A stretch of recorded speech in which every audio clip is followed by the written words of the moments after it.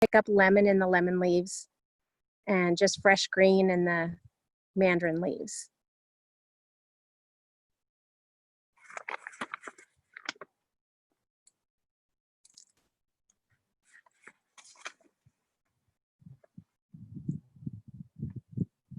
To get the top stalk and the little buds that they put in the citrus on the rootstock, they actually take that from other citrus trees, and they take little bud nodules and they use those to graft into the rootstock tree to grow your completed citrus tree. So that's something kind of interesting.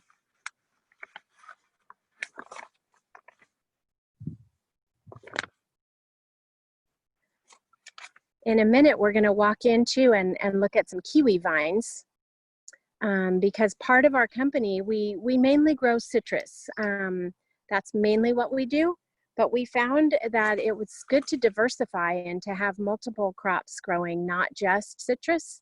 So we have diversified into kiwis as well. And so we'll walk in the greenhouse in a few minutes and take a look at the kiwi vines.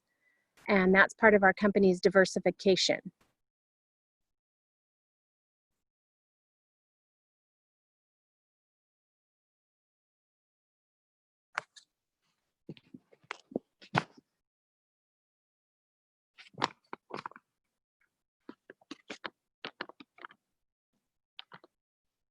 And the kiwis are a little bit different. They're a vine, and the way that we get them, you can get them a couple different ways, but the way that we've gotten all of our kiwi vines is through tissue culture. And so that means they're an exact copy of their parent plant. They take them in the very small cellular level, and they replicate that plant thousands of times, and they put it in some media and they grow it up. So it's an exact replication of the parent plant. And so that's how we've gotten these kiwi vines. And this is a special variety of kiwis called the mega kiwi. If anyone was on the field day last year, we went out and saw mega kiwis, and we got to go to the packing house and see how they were processed. That was a really fun day. So here are the kiwi vines, and they're very active vines. They love to climb, grow, and be all over the place.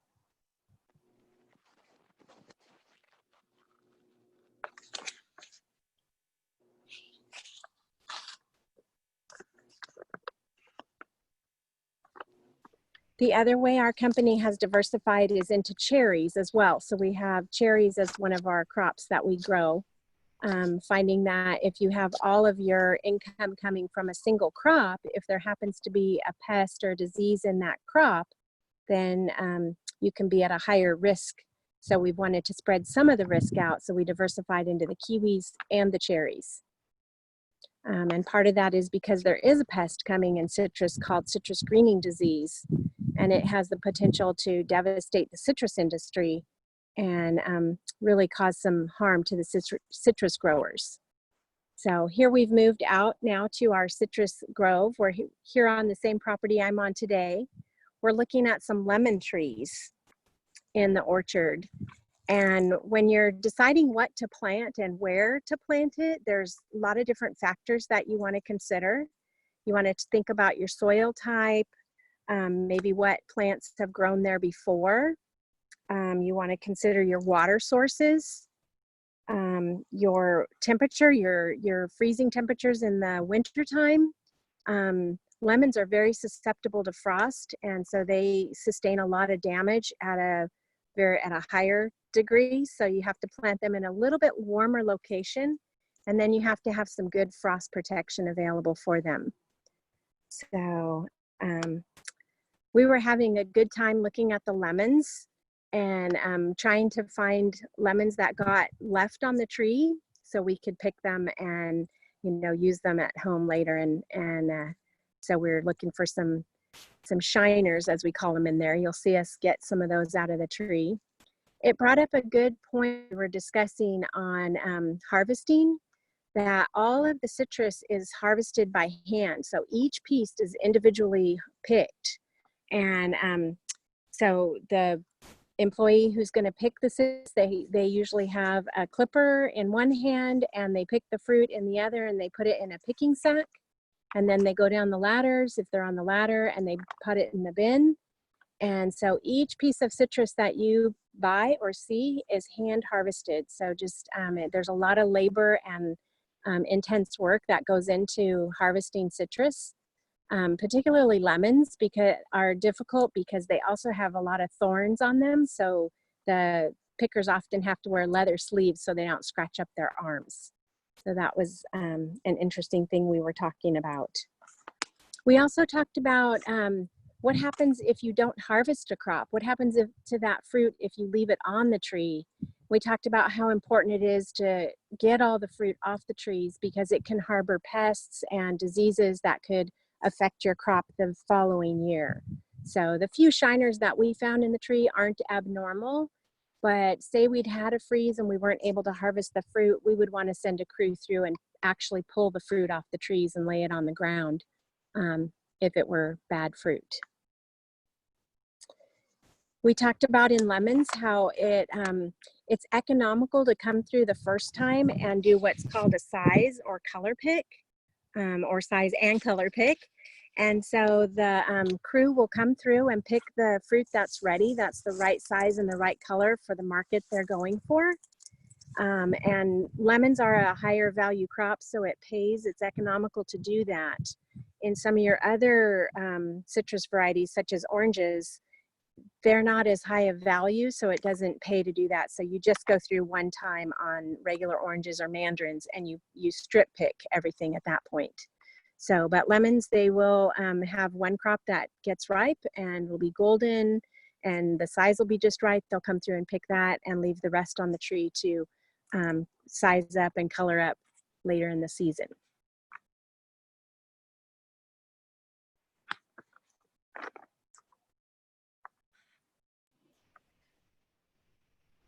They're very prickly. We're very prickly, yes. We have those thorns. Yeah. We talked too about, in a minute, we'll talk about and we'll show in a minute how we give the vineyard kind of a haircut. We top it and we hedge it, especially in lemons, which are very fast growers. They're very voracious trees. And they will quickly take over and then they will put too much fruit on and break branches and damage your tree. And so you want to keep lemons trimmed up pretty well. So we have a mechanical harvester that goes through the field, or a mechanical, not harvester, but mechanical hedger that goes through the field, and it will hedge on the sides and top on the top and give the fruit trees a haircut. So in a few minutes, I think we'll see that.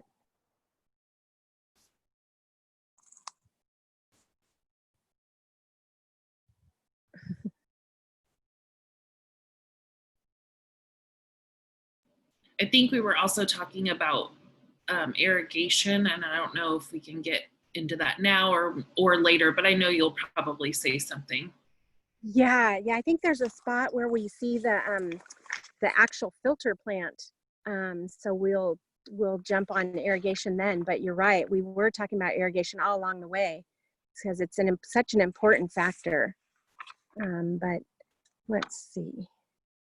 In fact, it's going to come up next, I think. So it used to be that, oh, there you can see how the row is fairly well trimmed and the tops are flat on top. And so we do that, like I said, with a mechanical hedger and topper. And then we'll go into each individual tree when it's time to prune the inside of the tree out. We'll have labor go into each tree and kind of clean out the tree on the inside to let more light into the middle of the tree.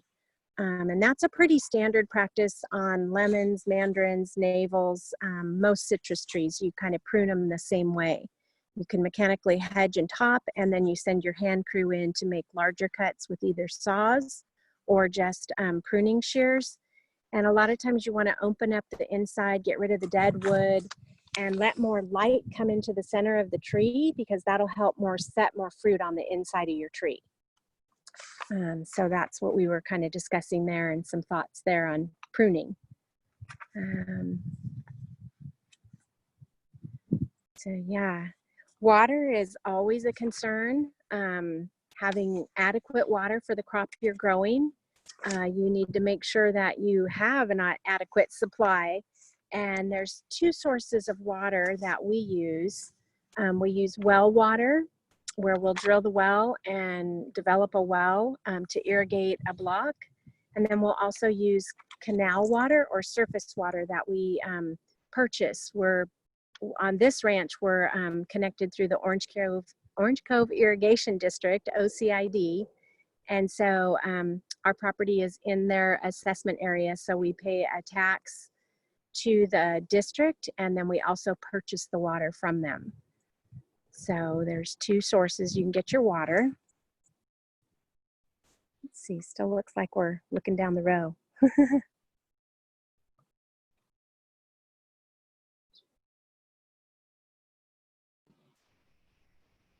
Pretty soon, I think we walk over and look at some other trees. So those are lemon trees that you're looking at.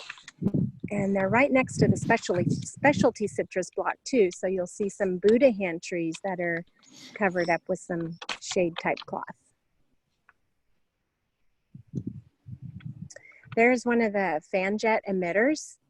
And we were talking about that because every tree, right in between each tree, there's an emitter for every tree there is on the ranch. And someone has to come and turn the system on.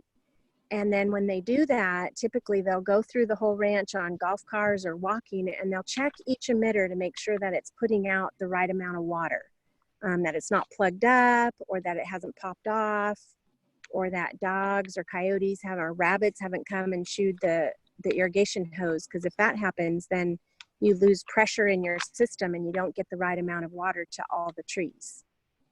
So that's really important. It's kind of like taking a hose to each individual tree and giving them water, but on a larger scale.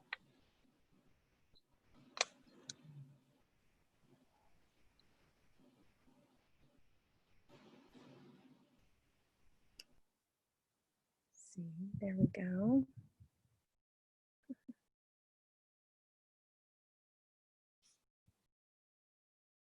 We were looking at some grafted trees here. So as we started in the nursery, we talked about grafted trees, and those were young trees. So it was a young rootstock and a young top stalk that had been grafted within the last year that would go out and be planted as a new planting. This technique here is actually changing the variety once it's been growing. So this was a Mineola tree, which is a tangelo, and we decided we wanted to change the variety. So we grafted another bud onto the big tree, and same thing, we took a bud from an existing tree we had, or we got buds from a source, I can't remember where actually, but we got some buds and we put them into the Mineola tree, and then eventually worked and cut off the Mineola tree, and we're forcing the specialty tree to grow. That's a Centennial kumquat tree. So that tree actually has three parts to it. It has a rootstock, and it has the middle stalk, and then it has the top stalk, which will be the Centennial kumquat tree. So each type of tree that's in there gives a certain characteristic. So we're hoping that this gives fruit just like our other Centennial kumquats that don't have the Mineola part in there. But we might find that there's a little part of the Mineola tree that expresses itself in those kumquats. And so we'll have to see how that works out for us. And then right next to that, you'll see a small tree that we'll take a look at. So our specialty citrus, we kind of have them planted closer together than our regular orchard. And so we've planted another small tree kind of diagonal from the grafted tree there. And I know Emma asked the question when she was out, because she's observant, and she said, why are they painted white? And so we talked about how that prevents sunburn. It's just like sunblock. And when you have a young tree or a grafted tree like that with no leaves to protect the trunk of the tree and the bark, you really want to protect it from the heat and the sunlight and all the damage that the sun can do. So we paint those trees white, give them a little sun protection, and it helps them not crack their bark. So we're looking here at a micro budded tree. So this actually was a mandarin tree. So it has a rootstock and a mandarin topstock. And then we've put another bud in the middle there to make a kumquat tree. So we'll see how that works out for us as well. And this really speeds up the production. It can get us into producing fruit in about 2 years, 2 to 3 years, where normally it would be like 4 to 5 years till we got some significant fruit production. So it kind of speeds your process up of getting back into production with the tree. So that's a reason that we do that. A while back, it used to be that citrus traditionally planted trees and left it in that variety in the ground for 30, 40, even we had a grove that was 100 years old. And so you just kind of planted a citrus tree and left it in, and you grew that variety, whatever it was. The times are kind of changing, and it's more typical now that if you have a variety that maybe isn't as popular anymore, or isn't as easy to grow, or the market doesn't really like that variety, you're now changing varieties out a little faster than we used to. So that's been a change in the industry.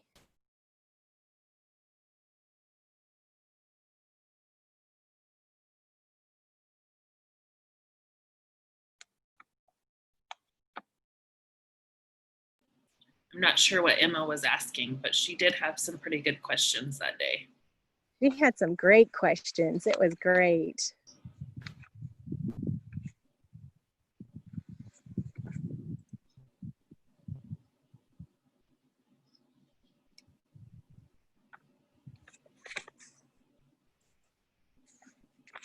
I think next we're going to look at the filter station and the irrigation for the farm, which is the well.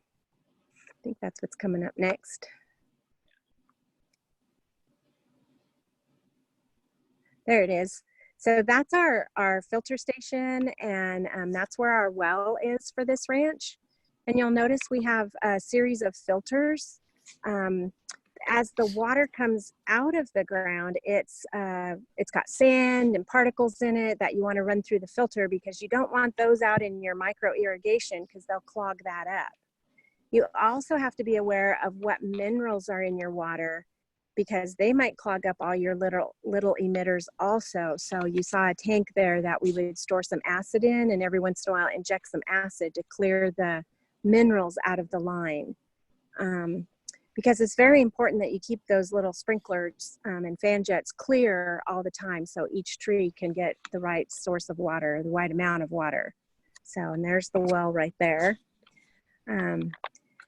We also, on some of our ranches, we actually have soil moisture monitors. And because you might say, well, how do you know when to water, or how do you know how much to water? And so on certain ranches, we actually have probes in the soil that will relay information back to our computers. And it tells us at different depths the dryness of the soil or dampness of the soil. So we know when to irrigate, how long to irrigate, because that changes as the weather changes and the heat changes. Your irrigation set times change. So we have to look at that each irrigation and all through the season.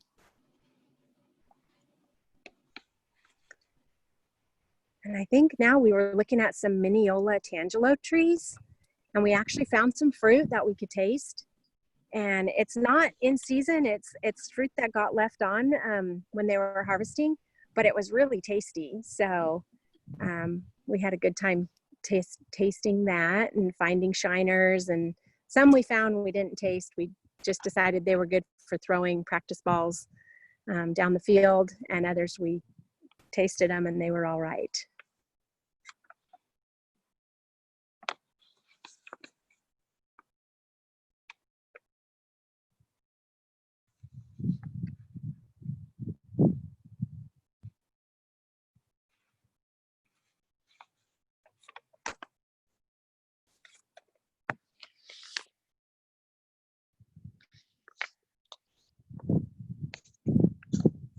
We also saw a blossom, and it's kind of out of season. So we talked about how this is an off bloom, but you can see there's white is the flower, and then that little tiny green portion is a developing fruit.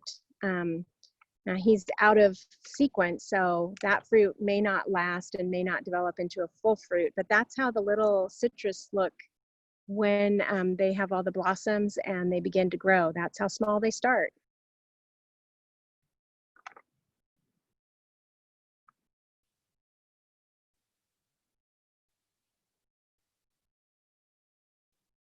And when you do see the citrus blossoms next time, for everyone, take a look, stop and smell the citrus blossoms, and then look at the fruits that are within the flower, because you'll be amazed at the little developing fruit.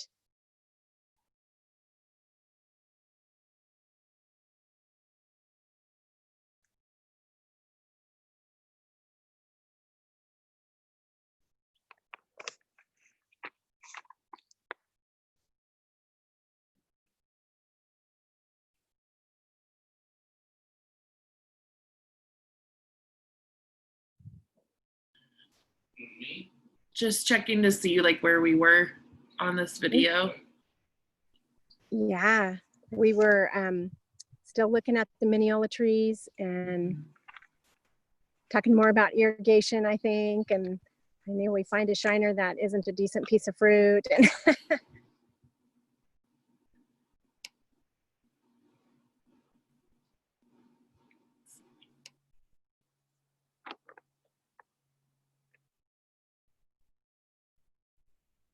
I think next we're gonna start looking at our citrus specialties, which is a really fun part of this ranch. And when everyone can come out for a field day again, we definitely wanna come out when we've got some good citrus, you know, on the trees out here in the specialty block. And that was one of the other things that we found kind of by accident, but we diversified into it. And now we're actually selling and marketing our own specialty fruit.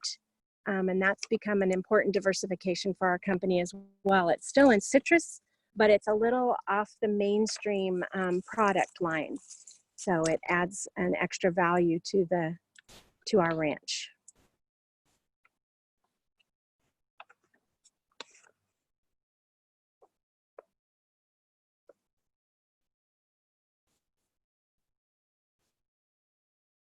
We spent a long time looking at those Mineola trees.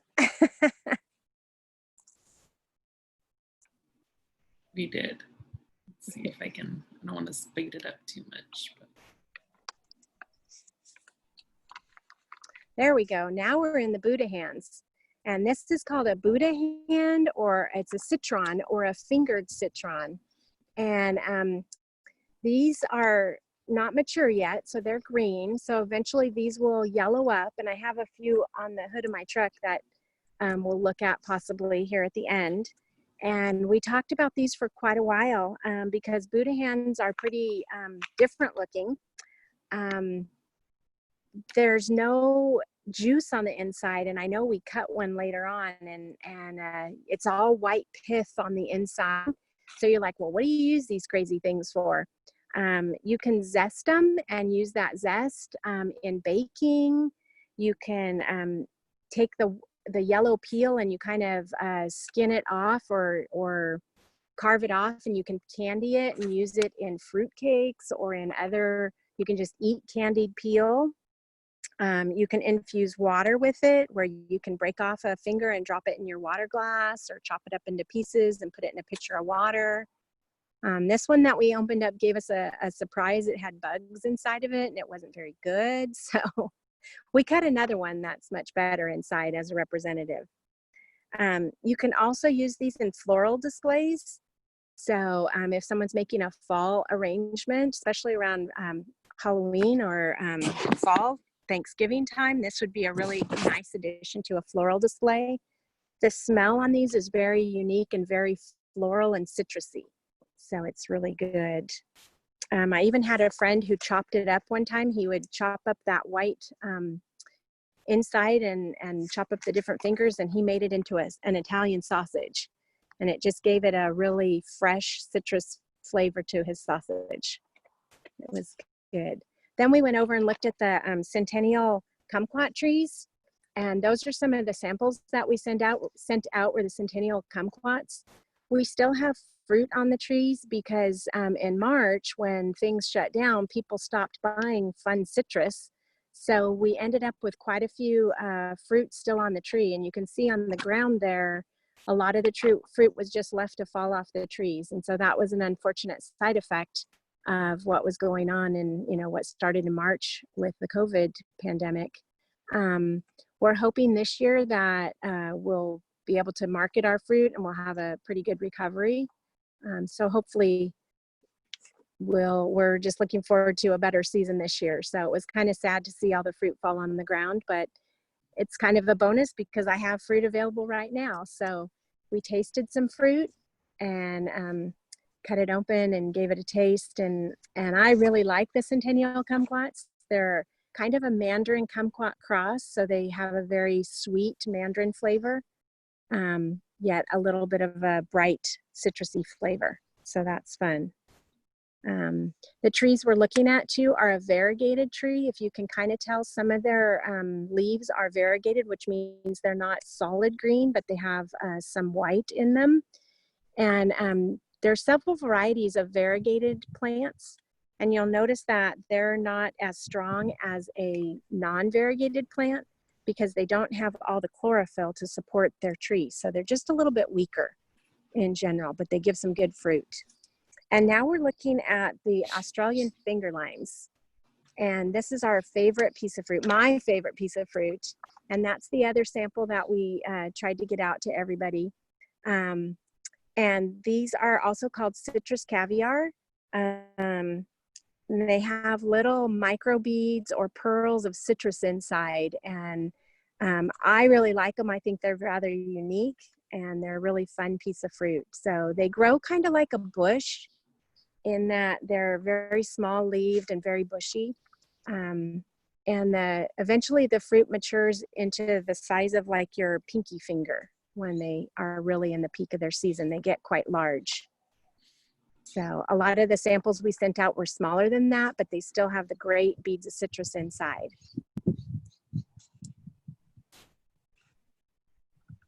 And these are finding favor with chefs.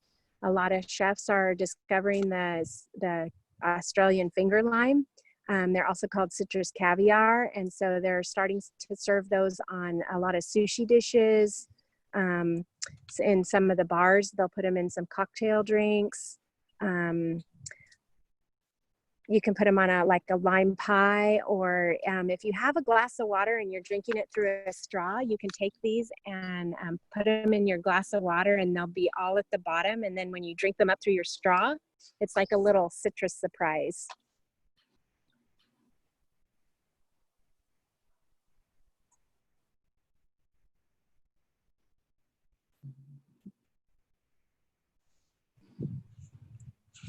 So we had a good time watching how these all come out of their peel.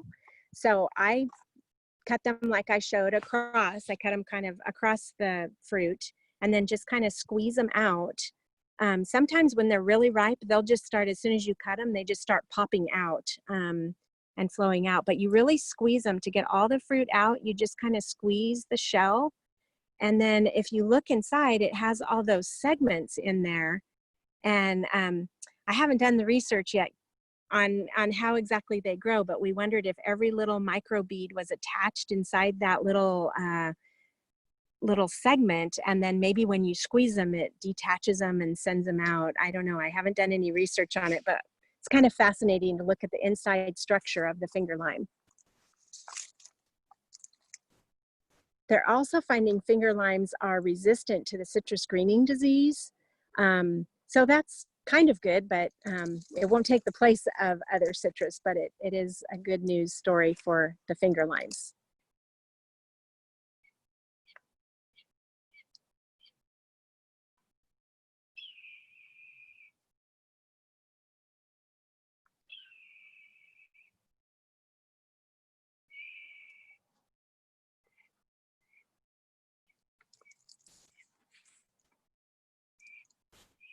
So we cut several finger limes out here, and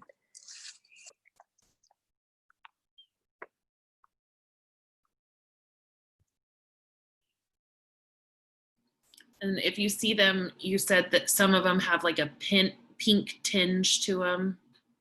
Yes, true. We were talking about that, and that one actually did. And some will actually be a lot redder inside. Some are bright green, some are pink, some are kind of red. There are a few different varieties that I've seen and heard about. Well, I haven't seen them, I've heard about them, and they can actually be lavender inside. So, and the last thing we had talked about furrow irrigation or flood irrigation, and this is on our neighbor's property. They're one of the few farmers I know that still do furrow or flood irrigation. And so they just open the valve at one end of the field and they let water run down this kind of river or gully beside each tree. And there might even be a furrow on each side of the tree. So the tree has to get its water from its roots traveling to that little bank, and then the water goes sideways to the roots too. But it's a very old style of irrigating, is flood irrigation. And so it's not quite as efficient. You lose a lot more to evaporation than the microjets and the sprinklers or drip tape that people use now. So it was just to show the difference of irrigation methods. Yeah, I was on my way out, so. Yeah. So that was, I think that was about our day. That was. Are there any questions or anything? I can stop sharing.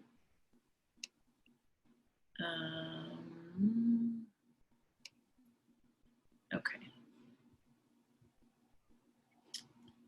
And you guys can unpin me. Can I say something? Yeah. Well, I cut one open. I was eating it, and I learned that the peel is a little bit more sweeter than the inside. So I was eating the actual peel. It's actually on the kumquat, you can actually eat the peel and everything. I was just eating it like if it was an apple. That's great. I love it. So, yeah, and the kumquats are good like that. Like this one is kind of a mandarin kumquat cross, and so it's got the sweetness of a mandarin.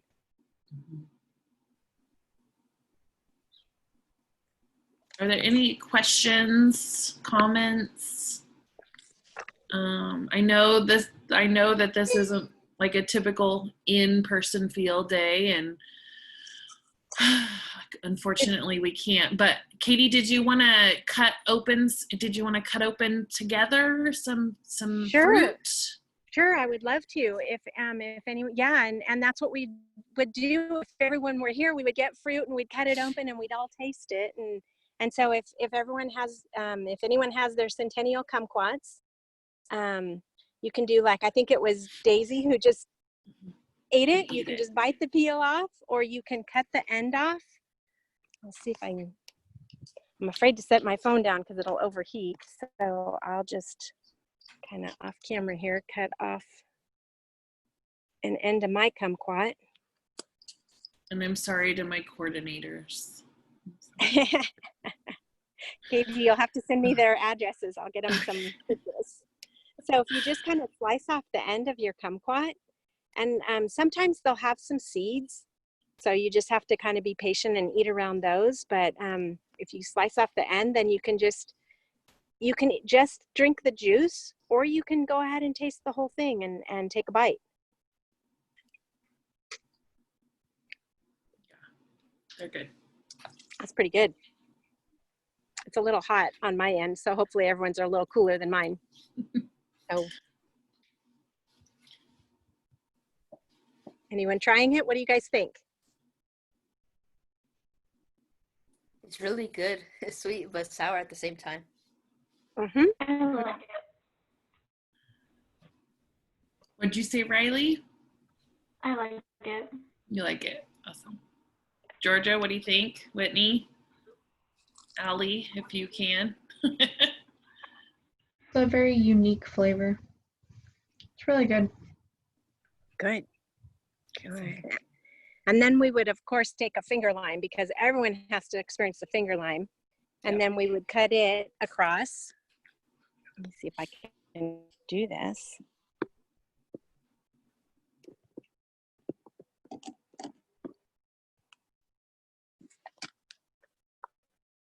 And then we would share. Oh, mine just kind of fell apart. All the beads just started like falling out. So then we would try the finger limes and talk about how different an experience that is.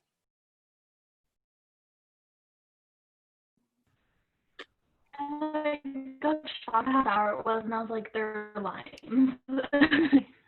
Made sense after. Very lime flavor, aren't they?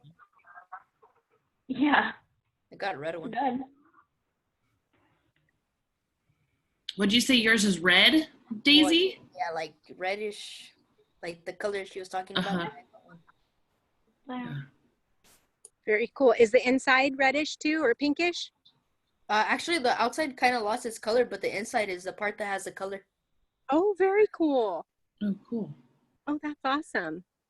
Yeah, I they're all have a bunch that are like more green and a bunch that are more red. I have a lot.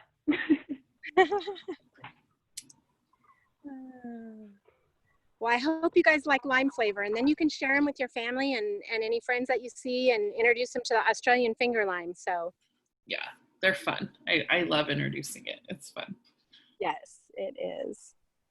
So yeah, so that was our day and our field day. And, you know, I'm really excited for everyone to be able to come out again.